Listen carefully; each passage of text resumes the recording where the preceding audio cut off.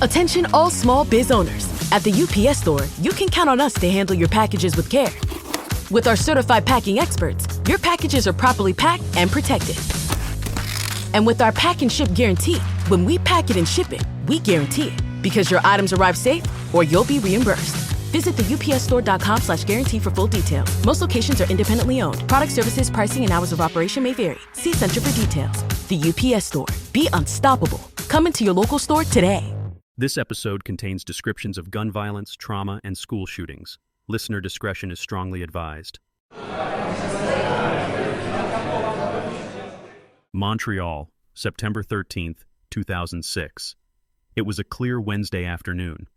At Dawson College, a bustling downtown campus at the corner of Atwater and de Maisonneuve, students streamed between classes. Cafeterias were packed, others sat on the lawn, laughing and eating lunch. It should have been an ordinary school day, but at 12:30 p.m., everything changed.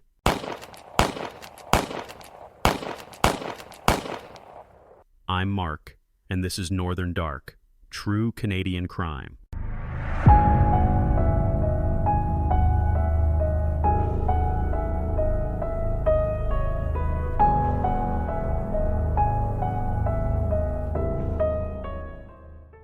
The gunman was 25-year-old Kimveer Gill from Laval, Quebec. He was the son of Indian immigrant parents. By most accounts, his childhood was unremarkable. But as he grew older, he became more isolated. Gill had been bullied in high school, and by his mid-20s, he lived quietly at home with his mother. He had no steady job, few close friends, and spent much of his time immersed in dark corners of the internet. Online, Gill reinvented himself. On a gothic social networking site called vampirefreaks.com, he posted under the name Angel of Death. His profile tagline read, "Trenchcoat Mafia Reborn," a direct reference to the Columbine killers. He uploaded more than 50 photographs of himself, posing in a black trench coat, drinking from a bottle, glaring into the lens with sunglasses on. In others, he showed off his growing collection of firearms, cradling rifles, pointing pistols at the camera. His blog was even darker. In post after post, he raged against the world. Life sucks. Work sucks. School sucks. Humans are worthless. In another entry, he wrote, "Anger and hatred will never die. It is inside all of us." And in perhaps the most chilling, he described his destiny: to die like a soldier in a blaze of gunfire. Gill's obsessions went beyond words. He idolized Eric Harris and Dylan Klebold, the Columbine shooters. He played a disturbing online game called Super Columbine Massacre RPG, where players reenact the massacre, gunning down students, then battling police. Investigators later confirmed he played it obsessively. In his mind, Dawson would be his stage, his chance to live out the violent fantasy he had been building online. What made Gill especially dangerous was that he was armed, legally. He owned 3 firearms, a Glock pistol, a Norinco shotgun, and a Beretta CX 4 Storm carbine. All 3 were registered. He had purchased the Beretta only weeks before the attack.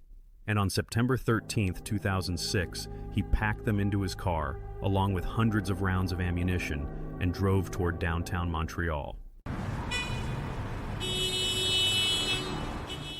It was just after 12:30 p.m. on Wednesday, September 13th, 2006.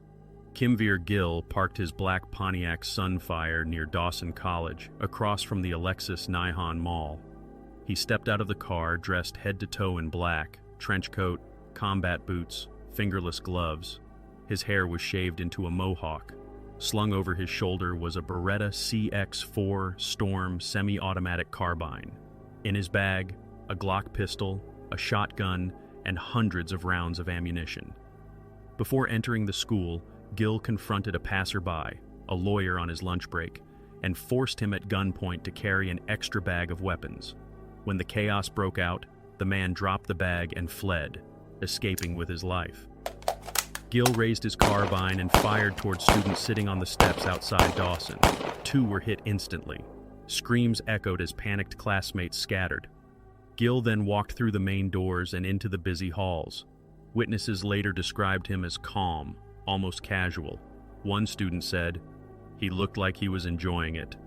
smiling as he shot. At 12:35 p.m., Gill entered the cafeteria. More than 200 students were inside, crammed around tables, chatting over lunch. Gill placed his bag near the microwaves, pulled out his Beretta, and began shooting. Bullets tore into walls, shattered windows, and struck students at random. One eyewitness remembered, "We thought it was firecrackers until we saw blood on the floor."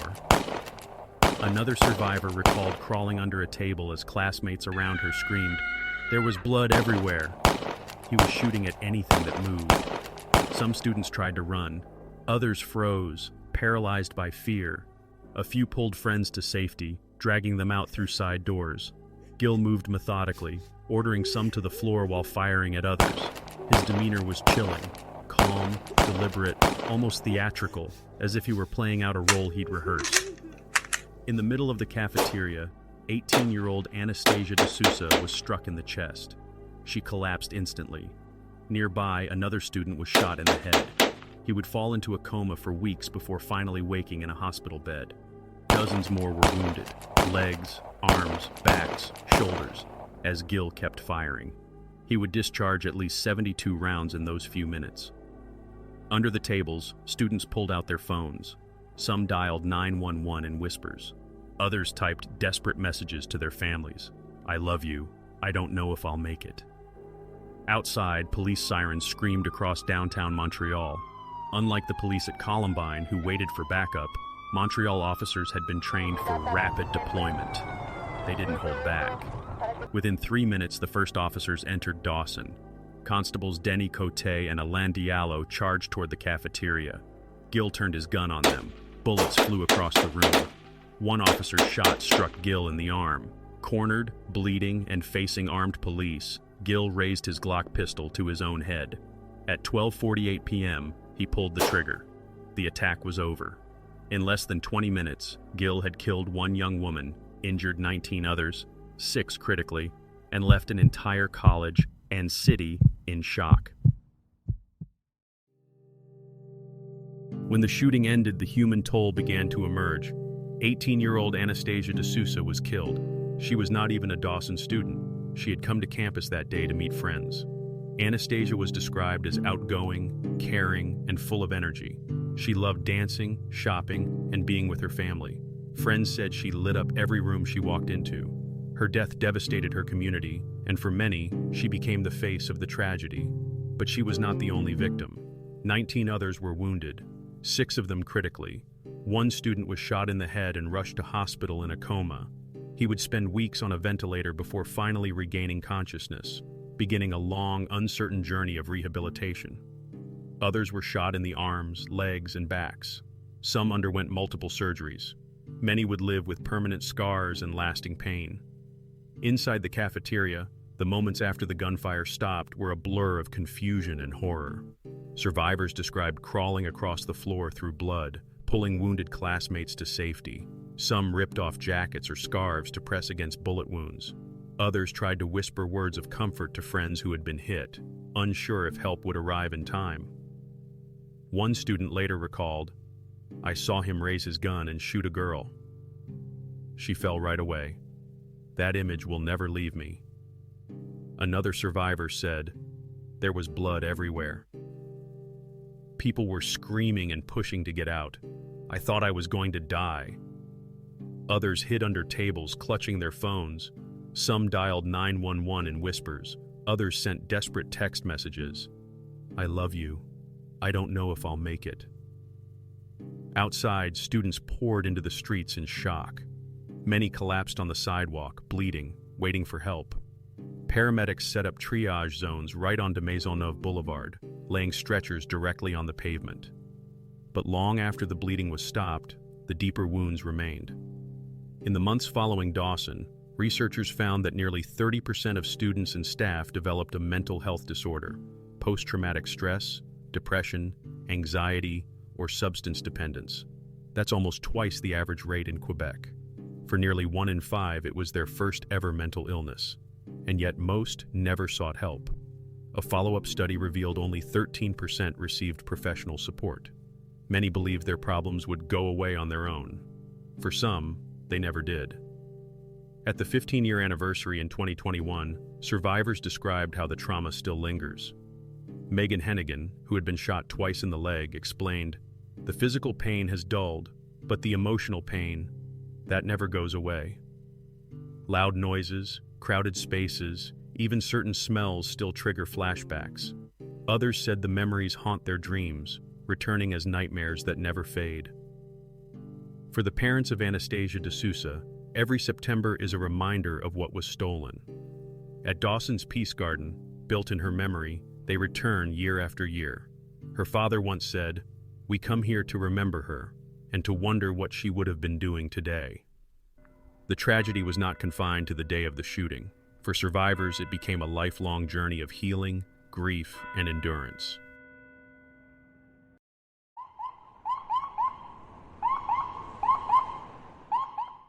When the gunfire stopped at Dawson, the crisis was far from over. The cafeteria was a war zone. Broken glass, overturned tables, pools of blood. Students ran for the exits, stumbling over chairs and each other. Some froze in shock, unwilling to move until police shouted them out. Outside, de Maisonneuve Boulevard filled with chaos. Students spilled onto the streets, some sobbing, others bleeding, many still clutching their cell phones. Paramedics rushed in, setting up triage zones right on the sidewalks. Victims were laid out on stretchers and blankets. The most critical were rushed into ambulances, sirens screaming toward Montreal General Hospital just 5 minutes away. Doctors later said the first patient arrived in under 10 minutes. Trauma teams were waiting. In the hours that followed, hospitals across the city filled with the wounded and with terrified families desperate for news. Parents packed the waiting rooms, some not knowing until late that night whether their children were alive. On campus, survivors who had escaped were herded into nearby Concordia University. Classrooms and student lounges became makeshift shelters. Counselors and crisis teams arrived, trying to calm hundreds of students in shock. For days, Dawson remained closed. Police combed the campus for evidence. The blood-stained cafeteria was sealed as a crime scene. That night, vigils began. Hundreds gathered outside Dawson, candles in hand, flowers at their feet. Strangers hugged each other, whispering prayers, wiping tears. The city was stunned. Montreal had lived through tragedy before, the École Polytechnique massacre in 1989. But Dawson reopened old wounds. Politicians quickly weighed in.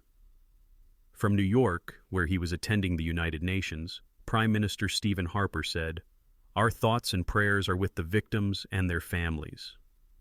We wish a speedy recovery to those who were injured in this senseless act of violence." Quebec Premier Jean Charest called it a day of terrible tragedy. All Quebecers are in shock. "We mourn together." Montreal's Mayor Gérald Tremblay urged solidarity. "This tragedy touches every Montrealer, every family, every parent. We must stand united." Across Quebec, flags were lowered to half-mast. The city of Montreal was in mourning. But even as the candles flickered, a debate was already forming about guns, mental health, and what could have been done to prevent Dawson. In the days that followed, the grief gave way to questions. How did a 25-year-old man with a history of violent online posts legally own 3 firearms? Why had no one intervened when he was writing openly about wanting to die in a blaze of gunfire? Kim Veer-Gill's Beretta, CX-4 Storm carbine, sleek, compact, semi-automatic, quickly became a lightning rod. He had purchased it legally just weeks before the shooting.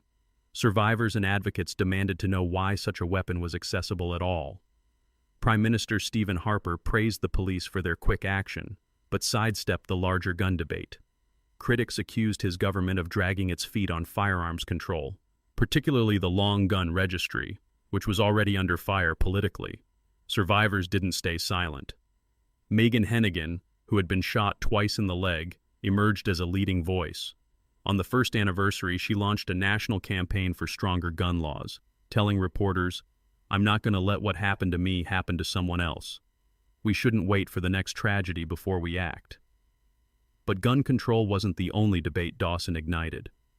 Days after the shooting, the Globe and Mail published a column by journalist Jan Wong, who suggested Quebec's language laws, Bill 101, had fostered alienation, and that this cultural exclusion had contributed to school shootings like Polytechnique, Concordia, and Dawson.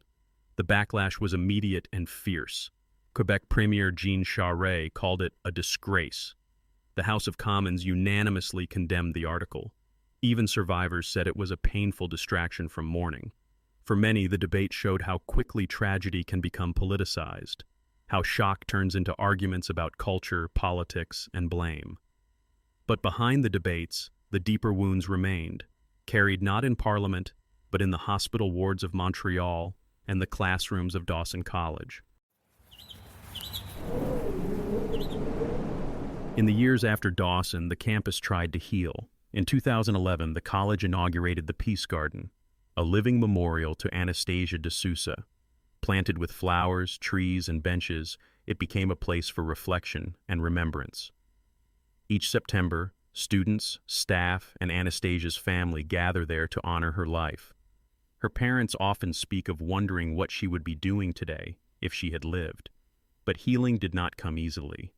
A study in the years after the shooting found that nearly 30% of Dawson's community developed a mental health disorder, PTSD, depression, anxiety, or alcohol dependence, almost double the average rate in Quebec. For many, the trauma still lingers. At the 15-year anniversary, survivor Megan Hennigan explained, "The physical pain has dulled, but the emotional pain, that never goes away." Others described nightmares, flashbacks, and fear triggered by loud noises or crowded spaces. Some turned pain into action.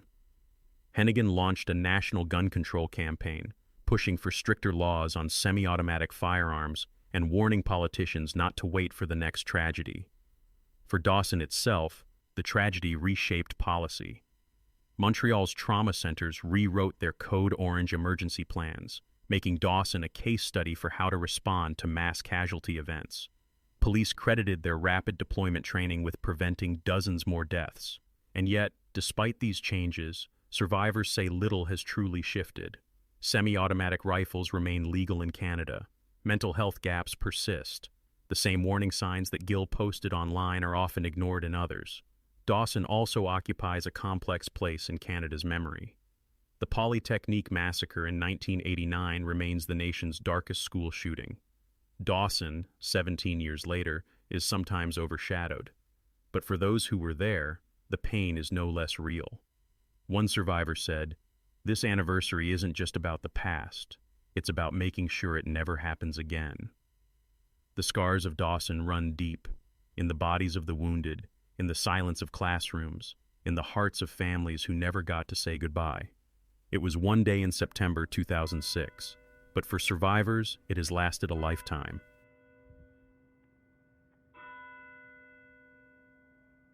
School shootings in Canada are rare, but when they do happen, they leave scars that last for decades.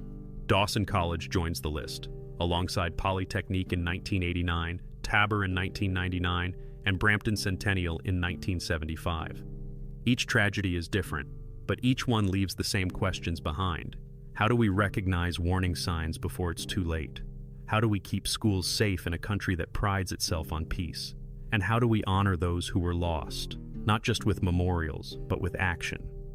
For the students of Dawson, for the families, and for Anastasia De Sousa, the wounds remain. Welcome back, everyone. Thank you for joining us to another episode of Northern Dark. I'm Mark, and as always, I'm here with Leah. Hi, everyone. Thank you for joining us again. I wanted to say thank you to everyone that has shared, liked, and subscribed to our podcast. We have over 20,000 views on YouTube alone, and we are at 65 followers on YouTube. This podcast is a personal passion, and we are glad you are on this journey with us. And as we research each episode, we are often left with shaking our heads and wondering how a disturbed man like Kimveer Gill could just go unnoticed, or how anybody that read his posts didn't just report them to the police. Right, because if the police knew, maybe they would have seized his guns. Maybe it would have scared him. It's all speculation at this point, but I feel that we need to do better as a society when we see people in distress or posting hateful rhetoric to harm others. Absolutely. And for Montreal, the shooting at Dawson College wasn't just a standalone tragedy. It reopened old wounds from 1989, the École Polytechnique massacre. Marc Lépine stormed into a classroom, separated the men from the women, and murdered 14 young women because of their gender. That was pure misogynistic rage, but the shooting at Dawson College was different. Gill's violence came from obsession with Columbine, fantasy, and nihilism. But for the city, it felt like history repeating itself. Another campus, another shooter, another generation scarred. And I think what ties them together is how survivors responded. After Polytechnique, women like Heidi Rathjen and other survivors fought tirelessly for stronger gun laws. And after Dawson, survivors like Megan Hennigan carried that work forward. She had been shot twice in the leg, but on the first anniversary, she launched a cross-Canada campaign calling for stricter controls on semi-automatics. Both groups of survivors tried to turn grief into advocacy. And yet, Canada's still here. Semi-automatic carbines like Gill's Beretta, CX-4 Storm are still legal. Politicians still argue about registries instead of acting. The question becomes, did we really learn anything from Polytechnique and Dawson? Or are we doomed to keep circling back to the same debates after each tragedy? And it's not just in Canada. Look at what happened recently in the U.S. with Charlie Kirk, a political figure shot and killed while speaking on a university campus. Different context, but the same pattern. Right. And the connection is online culture. Gill left behind a toxic blog and hundreds of photos calling himself the Angel of Death, just as Marc Lépine left behind a manifesto.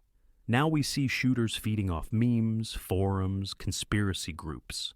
In Kirk's case, violent rhetoric online escalated into real violence. The details are still unfolding, but it's another warning that what brews online doesn't always stay online. And the internet doesn't just incubate the anger, it broadcasts the violence. Videos of Kirk's shooting spread instantly across social platforms. Just like Dawson, where Gill's Vampire Freaks page became a media spectacle, online spaces keep amplifying killers long after the shots stop. That's why the mass shooting at Dawson College still matters. It's not just history, it's a blueprint. The signs were there, violent blogs, fantasies about Columbine, guns purchased legally, all ignored.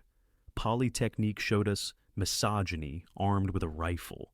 Dawson showed us the internet could turn fantasy into bloodshed. Kirk's case shows it's still happening. And that's the chilling through line. The warning signs are always visible, but only if we take them seriously. Exactly. For our listeners, these are not just cases. They're lessons for change. The question is whether we'll listen. And we'd love to hear your thoughts. Do you see connections between Dawson, Polytechnique, and modern cases like Charlie Kirk's? Join the conversation with us on YouTube or X. Leave a comment, share your perspective, or tell us how these stories resonate with you. You can also join our online community on YouTube. Look for our YouTube short and comment on our pinned post. We'd love to hear from you. Definitely.